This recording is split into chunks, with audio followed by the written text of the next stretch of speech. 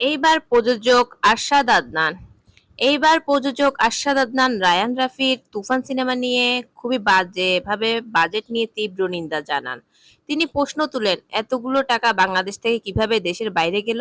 এমনকি এই সিনেমার পুরোটাই ছিল ইন্ডিয়াতে শুট করা। শাকিব খান আর নাবিলা ছাড়া কোনো দেশি আর্টিস্ট কাজ করেনি, ও চঞ্চল চৌধুরীও করেছে।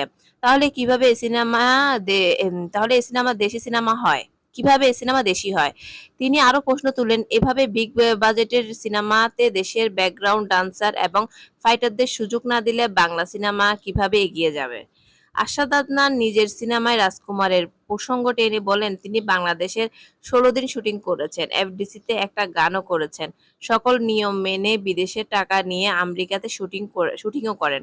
এখন দর্শকের প্রশ্ন, এতদিন কেন তিনি প্রতিবাদ করেননি? যে শাকিব খান সাহেব সিনেমা করতে রাজি হলেন না, তাতেই তীব্র প্রতিবাদ শুরু হয়ে গেল। আর তখনই নিজেই তো ইদিকা পালকে চুক্তিবদ্ধ করেছেন। কেন বাংলাদেশেও কি নায়িকার অকাল পড়েছে নাকি? বাংলাদেশে কি নায়িকা নাই? ইদিকা পালকে কি নিতে হবে? আরশাদ আদনানের স্বার্থে আঘাত পড়েছে, তাই তিনি এখন প্রতিবাদ করছে। ওরে আমার আরশাদ আদনান সাহেব, আপনি কাকে নিয়ে কথা বলছেন? শাকিব খানের তুফান মুভি নিয়ে, রায়ান রাফির ভাইয়ের মুভি নিয়ে?